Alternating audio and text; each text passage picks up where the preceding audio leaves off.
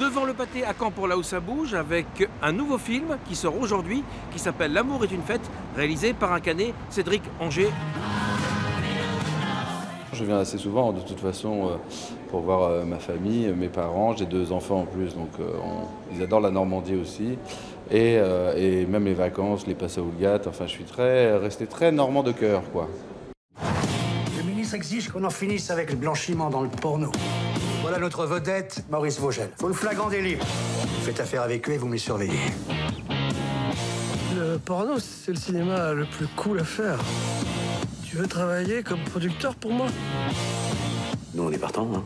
Ça nous intéresse. C'est des films qui faisaient énormément d'entrées, c'est-à-dire que c'est des films qui étaient très populaires. Si on prend juste l'année 82 où se passe le film, le cinéma X français fait 5 millions d'entrées. Action. Tu vas être monté comme un cheval? Ouais, j'adore les animaux. Et c'est un film éducatif sur quoi? Sur la reproduction.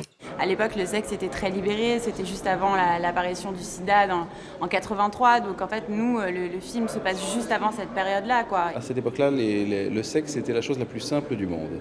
Et donc, on a voulu faire un film comme ça sur un moment presque d'insouciance pour ces personnages et qui finalement sont la suite de la libération sexuelle de 68 et de cette période. Ça t'embête que je tourne? Bah non, c'est moi qui produis. Si vous loupez votre coup, moi j'en connais qui vous rateront pas. Quand j'ai vu le premier film de Cédric, La prochaine fois je viserai le cœur, que j'ai vu les grands acteurs, Michel Faux, Gilles Lelouch, Guillaume Canet qui sont dedans, en fait il n'y avait pas de quoi vraiment refuser.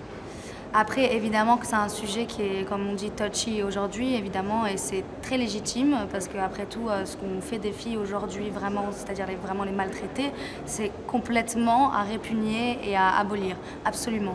Maintenant, là, on parle vraiment d'un contexte de gens amateurs en France, 80 qui font du porno. C'est un sujet très précis, et j'ai pas envie de dire que tout le monde était comme ça à cette époque. On n'en sait rien. On parle vraiment d'un groupe de gens précis. Bah pars, vas-y, va retrouver ton pote. Et qu'est-ce que tu crois, qu'on passe notre vie à faire la bringue, c'est ça?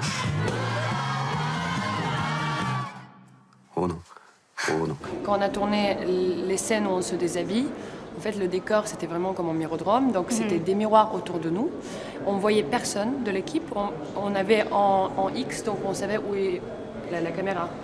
Donc, en fait, on se voit nous-mêmes dans les miroirs. Ce qui est quand même, je veux dire, ça facilite un peu parce que tu vois pas le regard de tout le monde. Donc, tu es plus dans ton truc. Et après, voilà, on a commencé vraiment par ces scènes-là. Donc, après, on était très, très à l'aise. On embarque toute l'équipe du film. Non, vous êtes sérieux? Qu'est-ce qu'ils ont fait, eux? On fera des exemples. Mais c'était pas prévu, ça. On va finir ce putain de film.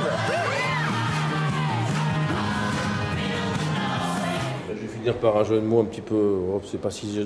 Si c'est un film au poil.